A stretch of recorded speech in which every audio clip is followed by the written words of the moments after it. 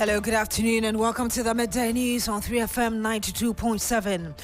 My name is Beatrice Adu. The news is also live on Kazmi 107.1 FM and across the world at 3news.com. Coming up in the next minutes.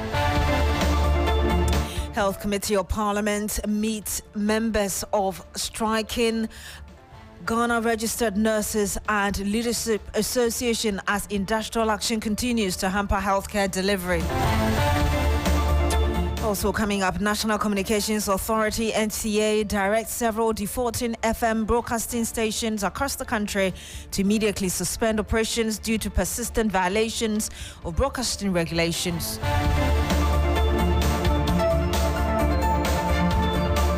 And much later, Ghana continues to record new mpox cases almost daily, raising serious public health concerns.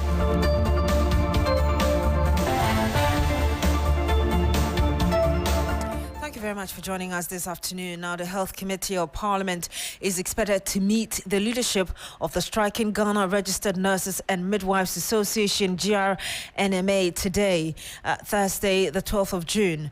This is part of moves to help resolve the ongoing industrial action by the association.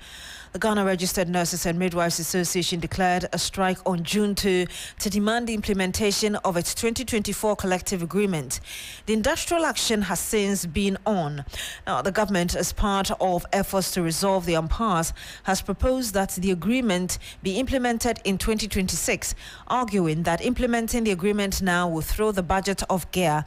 But the nurses remain resolute, and will be going live to our correspondent who are monitoring the situation from across the country for us. As we do that, the Ghana Health Service is also urging individuals who experience any symptoms of mpox to report to the nearest health facility without delay. Ghana has now recorded about 85 cases of mpox. The Director of Public Health at the Ghana Health Service, Beatrice Adu, spoke earlier on New Day on TV3.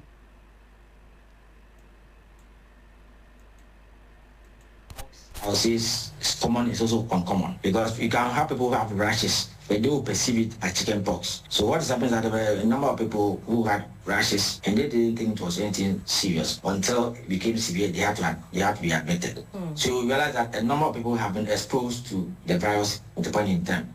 So as you have such a situation, then you tend to have a number of them reporting. Now that we declared an outbreak. So what we are seeing is that now, because of the increased awareness of the disease, people who that would have thought it's a chicken pox will now come and report. So for us, as a service, we are looking at a duration of report. It's a concern. If you are coming early, it means that our message is quite right. So if you look at the data across the country, so there are 3 regions that have reasonable number of cases. So we have Western North, and Greater Accra. But if you look at it by district, it's 2 districts. I'll say Takwa, Israel, and Awi. The rest are more of sporadic cases scattered across. So it is not, I would say, a full-blown kind of outbreak, just that there are pockets which we classify as hotspots. Yeah, so what is most important is for the populace to know that there's a disease called mpox and how it spreads. So that's the way we are trying to communicate with the Ghanaian. It's a disease of contact. So it's you can get it by direct contact or indirect contact. So it's like, issues about shaking, hugging, or kissing. And you see, at times people think that mpox is an STI, sexual transmitted infection. No, but there's a contact which is maybe quite close when you have sex. So you tend to have some cases which is coming from maybe man to man or man to woman. So that's also a concern. So we are engaging all key persons involved in managing health workers to be able to make sure that they communicate clearly. And you heard that the Director of Public Health at the Ghana Health Service, Beatrice Adu, and we'll return to some more health issues. But ahead of that, the government says that it has initiated processes to extradite former Finance Minister Ken Ofori-Atta from abroad. Deputy Attorney General Justice Ramsay has confirmed that the Office of the Attorney General is leading the coordination of the extradition efforts with foreign governments. Both the Economic and Organized Crime Office and the National Intelligence Bureau, according to the Deputy Attorney General, have an interest in his arrival into the country. These two state agencies have reportedly launched separate active investigations into the former finance minister's financial dealings during his tenure as finance minister, in addition to efforts by the Office of the Special Prosecutor to get him to answer some questions regarding alleged financial misconduct. So let's listen to Shremsai speaking to Accra-based Joy News. Mpox, I'll say, is common.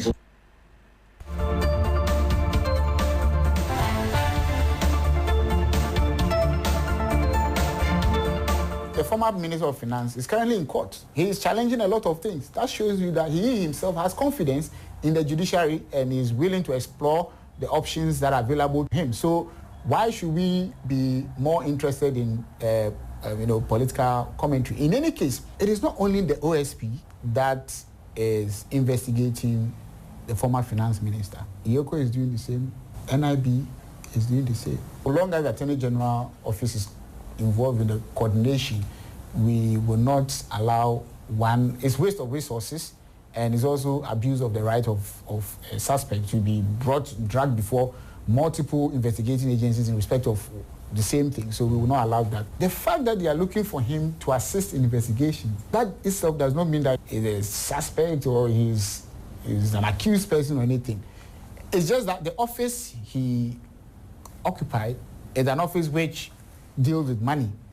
So, and sometimes documents are enough to satisfy us on what we are looking for. Sometimes you need someone to speak to the documents, to be able to even get other people, as accused persons. We need someone to speak to the document. And you had the Deputy Attorney General Justice Shremsai. Let's speak to security fraud and security consultant Richard Kumado. Good afternoon to you, sir. Thank you for joining us. You're welcome, Beatrice. The Attorney General's Department as well as the OSP both perform different functions. I'm wondering how you take the two agencies investigating the same matter at the same time. No, basically, OSP office is part of the investigative agencies in Ghana. What Attorney General does is that all matters related to prosecution, it goes to the Attorney General Department and they coordinate that. Because if Yoko should go to court with a suspect who is standing trial, then Yoko can only go as a crime witness. But it's Attorney General that represents the state and performs a function as a prosecutor. And so Yoko and the OSP, the BNI, the police, and many other institutions in the area of investigations and prosecutions authorities perform almost the same function, but with different interests and different objectives. But for the Attorney General Department, it is a different department on its own. When I was working at BNI, we go to court to prosecute cases. We have changed it slightly, and today the Attorney General become the #1 prosecutor and the #1 law enforcement officer in this country, and that is where we are. Secondly, I was asked how the convergence criteria is. So there are two things involved. All investigation outcomes that borders on national security interest decision-making purposes ends up at the National Security Council meeting with the National Security Coordinator as the chair, because these institutions are National Security Council institutions performing respective independent roles. But all other outcomes that borders on prosecutions, that means that prosecution is on the table, will virtually end up with Attorney General and the officers who work there.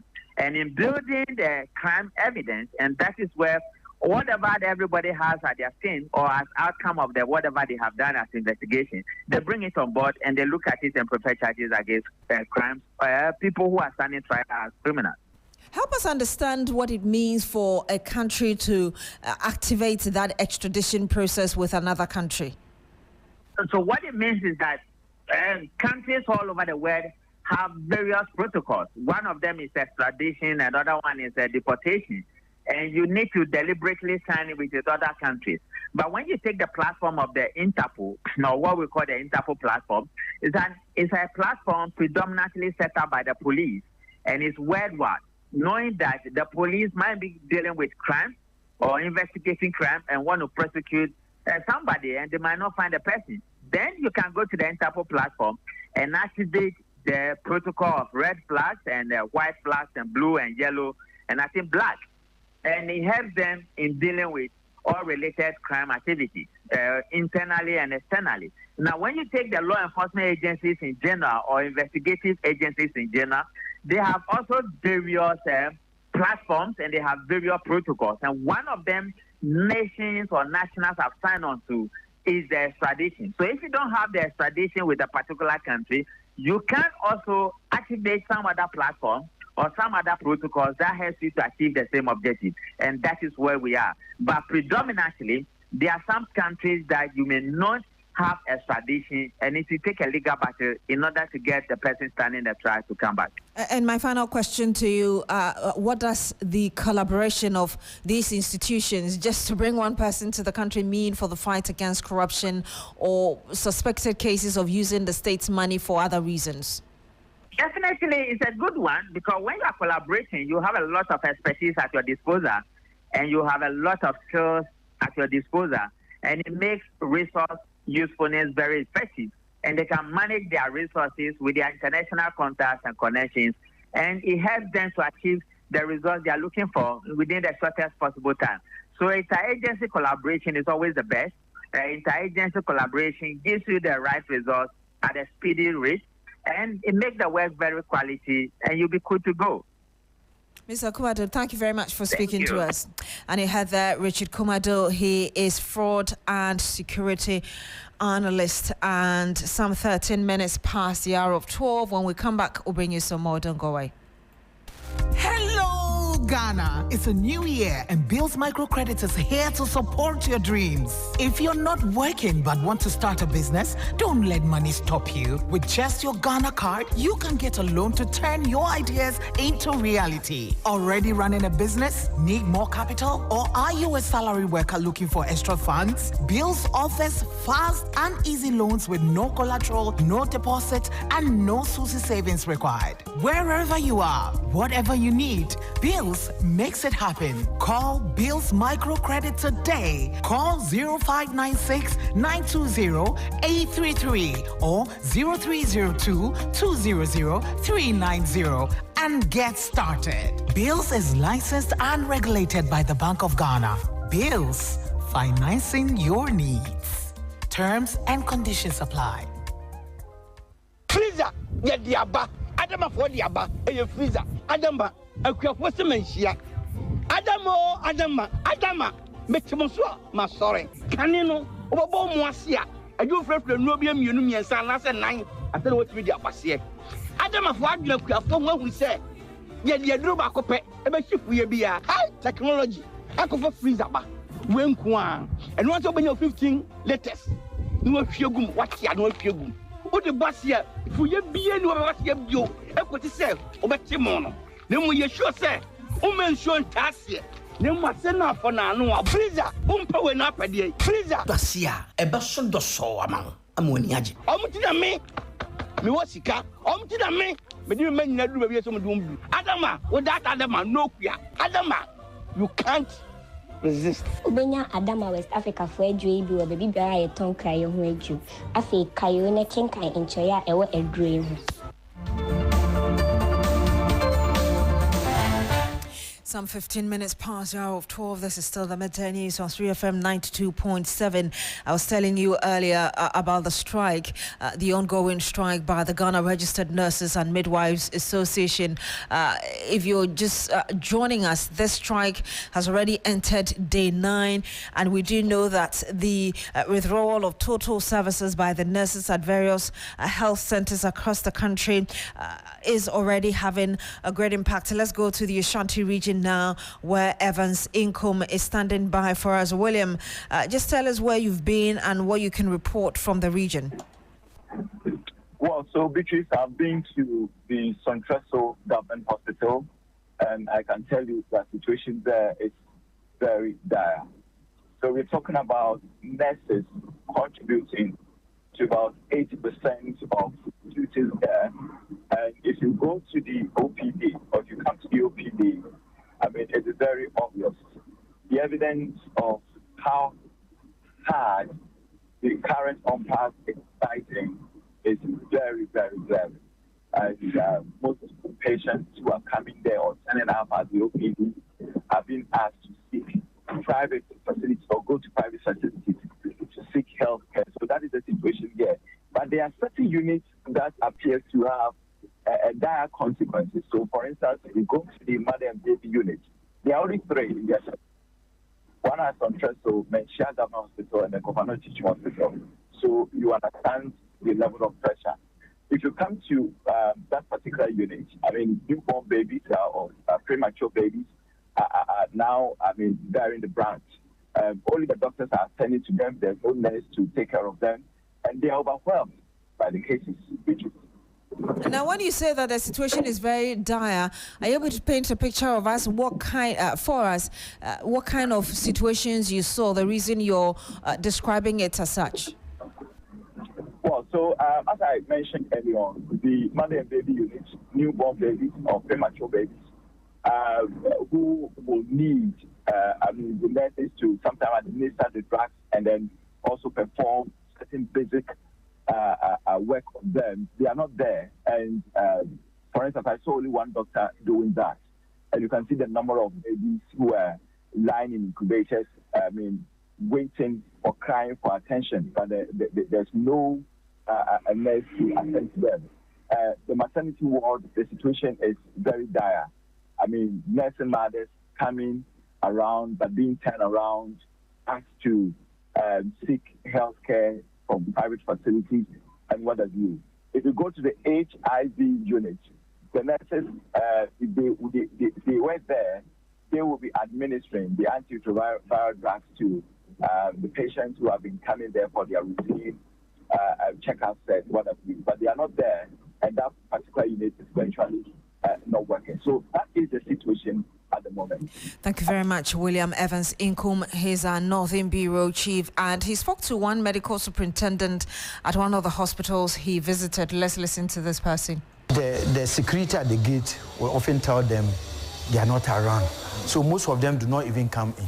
And of course, people have heard that the nurses are not around and we are not operating critical cases, and therefore they don't even enter the facilities. Few ones that will be driven here or driven here are also asked to go to another place, and those who walk in critical will then be assisted with the ambulance to go to where they can get the services.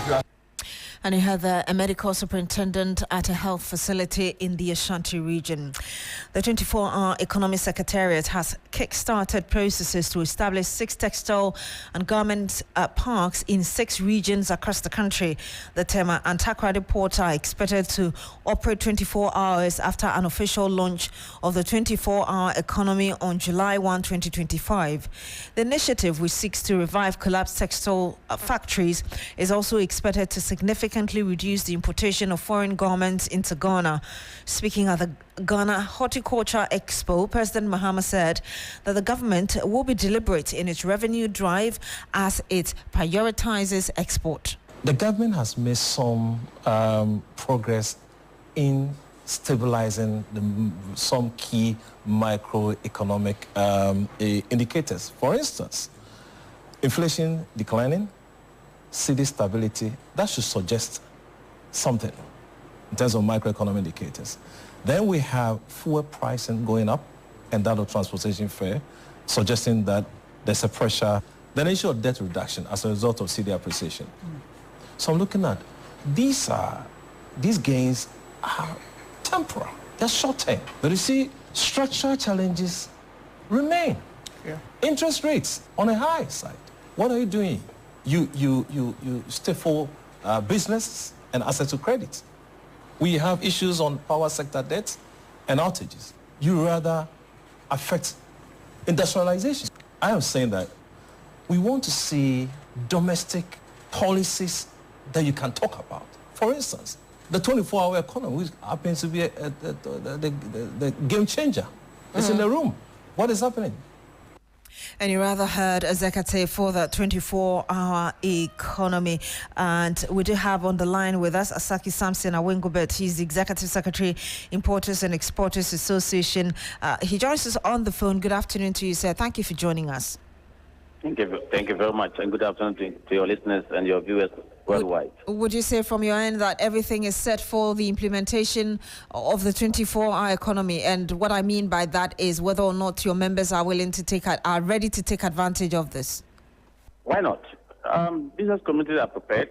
especially this 24-hour economy, is not only to promote import alone, it's to promote export, especially agribusiness, where Ghanaians producers will have to add more value addition to the product that we are producing here in Ghana for onward export. And so I can tell you quite clearly that is the way to go. And then the port authorities are really prepared.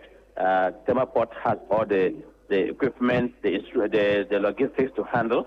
All what we want to do is that producers should produce more in abundance, and then government will fund market. Now that thankfully we've had a good news that Africa, China yesterday or so has given some tariff-free, zero tariff for products that are coming from Africa, and Ghana is part of it. And so we need to export more. Now that American government Donald Trump was imposing 10% tariff on us, and that's calling that we have to come and negotiate within 90 days. We can look for Far East to export our produce there. And so I think it has come at the right time that China is giving us zero duty-free tariff. Then the President Mama is also giving us 24-hour economy. What it means is that Ghanaian produce we should scale up in production, and then our port will work 24 hours. We have the infrastructure, we have the logistics, we have the systems in the port, and I don't think that what Ghanaians should be happy that the government is taking such a bold decision. What it means is that we have to employ more people who had new employment, and that is what the youth that are complaining about unemployment. When we are going to expand and scale up the production, definitely you need to put more people. When they are going to do 24-hour economy, port operations, the port operation will also need more. Factories will need more hands to produce, and that is the surest way to go. And I think this is the good news for Ghana. This is the good news for Africa. I know you talked about our ports being ready. The government intends to launch this initiative on the 1st of July. In terms of your members, do you have an idea, data, how many of them are ready to, just get on the moment this is launched? No, whilst custom will be working, whilst the port authority will be working, whilst the shipping lines will be working, we will be ready to work. We do not need to have a status. Ghanaians are exporting all over the world. So that is the way to go, my brother. Thank you very much. And you had there Asaki Samson Awengobit. He's the Executive Secretary of the Importers and Exporters Association. Now, the National Communications Authority, NCA, has directed several defaulting FM broadcasting stations across the country to immediately suspend operations due to persistent violations of broadcasting regulations. The directive follows an order from the Minister for Communication, Digital Technology and Innovation, instructing the NCA to enforce sanctions on stations found non-compliant during a recent sector-wide audit. The infractions, according to the NCA, violate key provisions of the Electronic Communications Act 2008, Act 775, and the Electronic Communications Regulations 2011, LI 1991. In the first phase of enforcement, the NCA identified 62 FM stations with varying regulatory breaches. The affected stations have been ordered to halt broadcasting until all regulatory issues are resolved and proper authorizations obtained. While emphasizing the crucial role of radio broadcasting in national development, the NCA warned that continued non-compliance could lead to severe penalties, including the revocation of broadcasting rights. Let me take you through a little bit more in terms of the defaulting categories. 28 stations found operating with expired authorizations. 14 stations failed to complete required setup procedures. 13 stations received provisional authorizations but have not completed fee payment. And 7 stations paid provisional fees but have not fulfilled final authorization requirement. Now, it's day 2 of the ongoing basic education certificate examination being held across the country. Today, the candidates are writing English and career technology. However, call it a remarkable display of determination and resilience by an eligible BC candidate who went into labor minutes to the writing of her first paper on Wednesday. Well, Francisca Mensah delivered a baby boy, and with a dint of resilience and determination, she is back to complete the rest of her papers, and will be bringing you more on this later. Ahead of that, the candidate from Kranting Junior High School, currently writing the exams at Chase in the Eastern region, are forced to rely on rechargeable lamps and mobile phone flashlights to study after enduring several hours of power outage. The situation has been frustrating and stressful for the students as they prepare for subsequent days of the ongoing examinations under difficult conditions. Eastern Regional Correspondent Yvonne Nekwe spent the night with the candidates and witnessed their struggles firsthand. So we're bringing you that first report from the Eastern region from Yvonne Nekwe.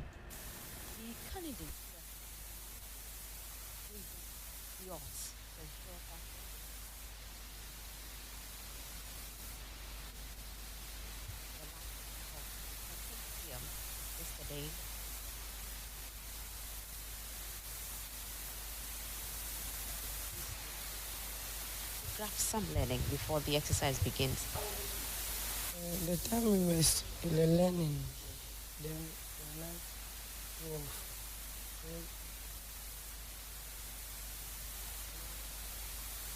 right now.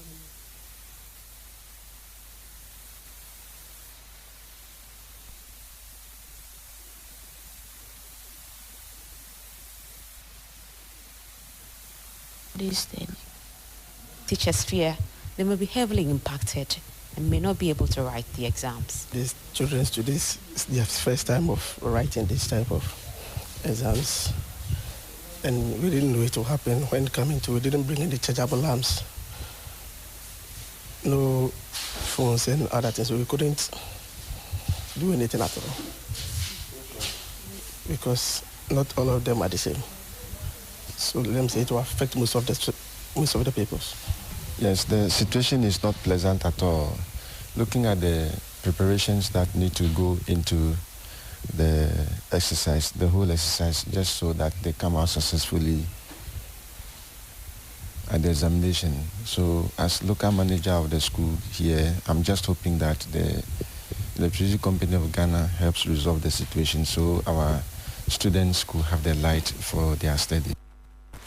Now, the Ghana Water Company has uncovered an illegal water connection linked to private enterprises. According to investigations, the company has been tapping into the water supply unlawfully for an extended period, setting up reservoirs and creating separate sections for water storage and production. This discovery raises serious concerns about resource theft, public utility abuse and regulatory oversight. My colleague Safwa Boahene is on the ground and she joins us live on the line. Safwa, just bring us an update on what you have heard so far. Yeah, absolutely, Beatrice, and a very good afternoon to all your listeners. So I'm currently at Adenta Powerland where the illegal connection happened, and we went there with the whole Ghana Water Company team for that particular area, and they have, as of now, disconnected the connection that was done by a particular enterprise that has not yet been disclosed yet, but we've been told that this is an enterprise that has been working or doing this illegal connection for some time. Also, the time or the duration has also not yet been disclosed. We are being told that investigations are going to be opened to follow up so that the police can also come in the matter. So as it stands now, we're actually on our way going to the police station so that the complaints can be lodged and then they can open up the investigation for the man or whoever is responsible to come, and then the due process can be followed. And so this has been happening at the Adenta Powerland, and we are being told that it was apparently like 3 major lines, and only one was the one that was metered. And so they were paying for such a large enterprise. They were paying like less than 1,000 Ghana cedis monthly.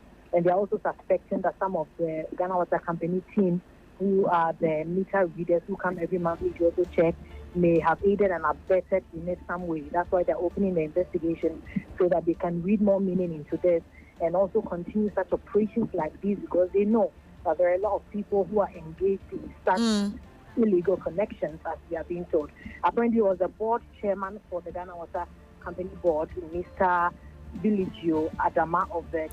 I'm sorry, Safa, we'll have to end it here because of time, but certainly we'll come to you for an update. Log on to shrinews.com for more news. Have a good afternoon.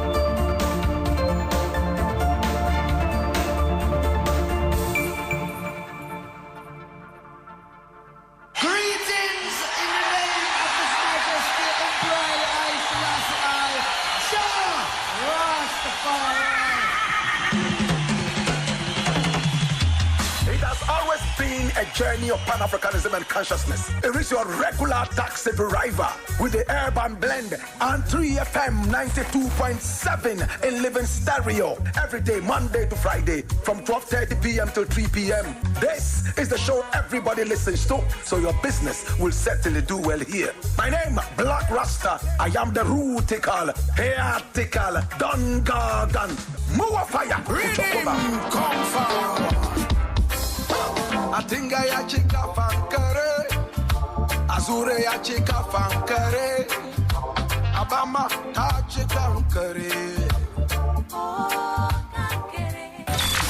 3FM, your urban lifestyle radio. Accra gets busy on this frequency. 92.7 3FM.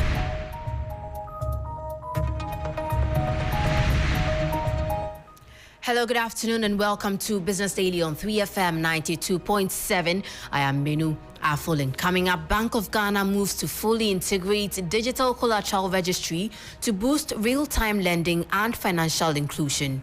The collateral registry continues to play a critical role in reducing transactional costs by streamlining the process of registering and searching for collateral and improving small and medium-sized enterprises' access to credit. Also, Ghana ranks 8th among Africa's top 10 manufacturing countries, according to a report by the African Exponent. Plus, Fitch Ratings downgrades global oil and gas sector outlook to deteriorating from neutral due to reduced global oil demand growth and increasing non-OPEC output. We have details of these stories and others lined up for you. Please stay.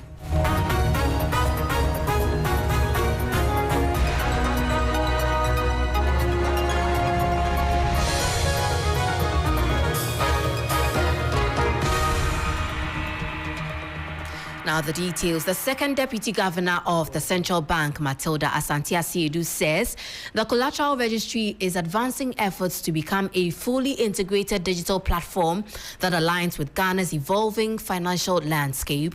Delivering remarks at day 2 of the registry's 15th anniversary celebration, she outlined plans to connect the platform with credit bureaus, digital identity systems, and e-government services to enhance real-time lending decisions and broaden access to finance. In a speech read on her behalf by Head of Regional Branch and Coordinating Officer Dr. Seto Amediku, she also acknowledged the continued support of key partners across the financial and legal sectors in driving the registry's progress. The collateral registry continues to play a critical role in reducing transactional costs by streamlining the process of registering and searching for collateral and improving small and medium-sized enterprises' access to credit.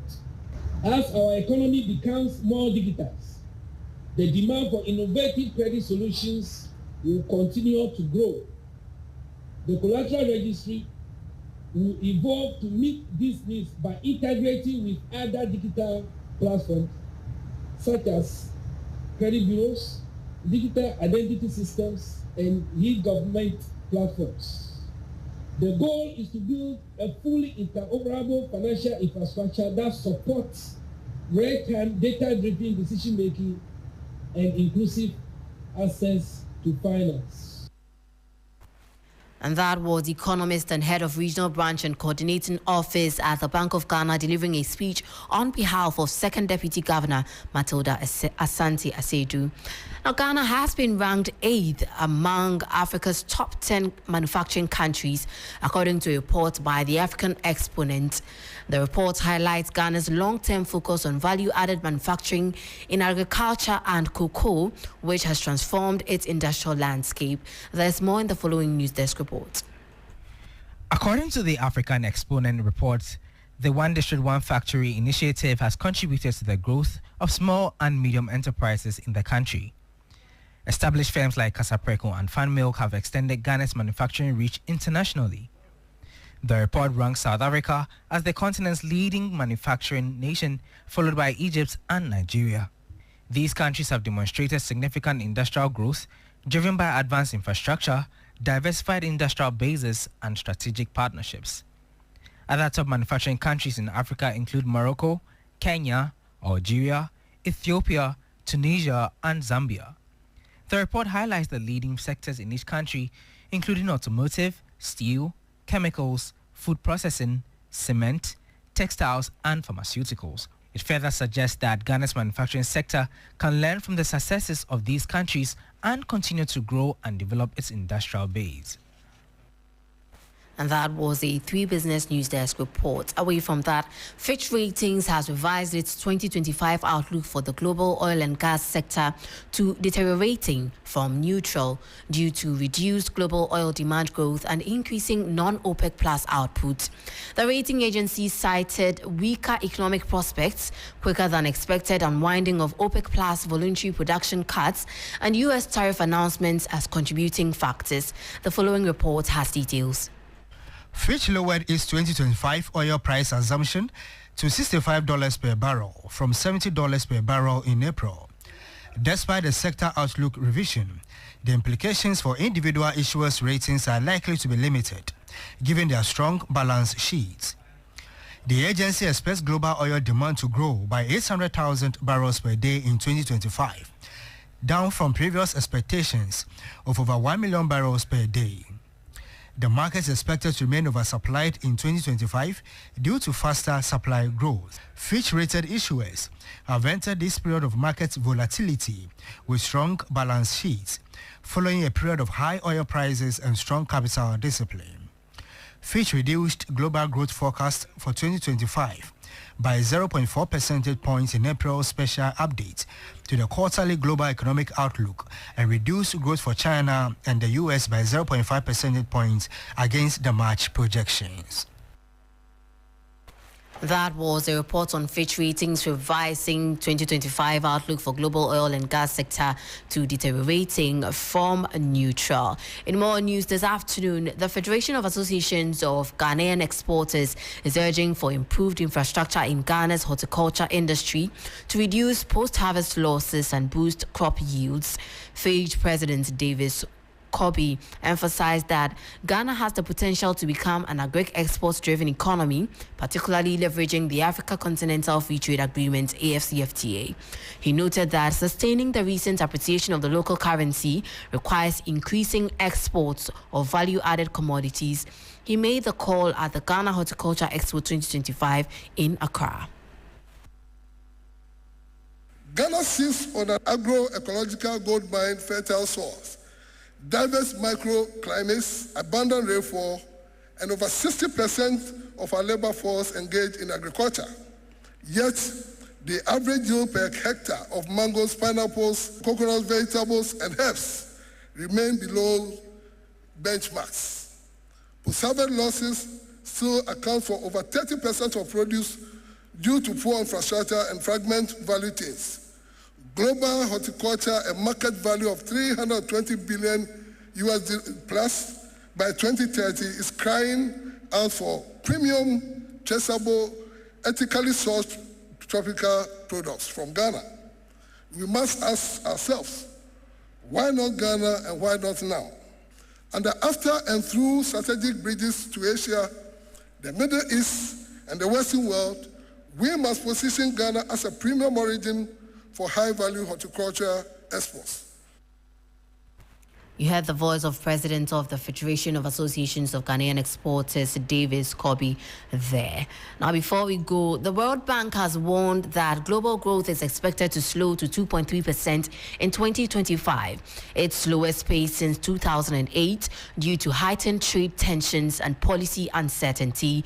Growth forecasts have been cut in nearly 70% of economies worldwide. There's more in the following News Desk report. The World Bank's chief economist notes that developing economies are facing significant challenges, with growth averaging 3.8% in 2025, more than a percentage point lower than the average of the 2010s. Lower-income countries are expected to grow 5.3% this year, but with downward pressure on forecasts. Slowing growth will impede developing economies in their efforts to spur job creation, reduce extreme poverty, and close per capita income gaps with advanced economies. Per capita income growth in developing economies is projected to be 2.9% in 2025, 1.1 percentage points below the average between 2000 and 2019. The analysis finds that if today's trade disputes were resolved with agreements that have tariffs relative to their levels in late May, global growth would be 0.2 percentage points stronger on average over the course of 2025 and 2026. The World Bank suggests that developing economies should pursue strategic trade partnerships, prioritize fiscal spending, and strengthen fiscal frameworks to weather the storm. And that was a 3 Business News Desk report on the projected slowdown in global growth in 2025 by the World Bank. Well, that's it for Business Daily here on 3FM 92.7. For more business stories, please check out our website. It's www.3news.com. I am Minu Afo. Stay tuned. Urban Blend continues.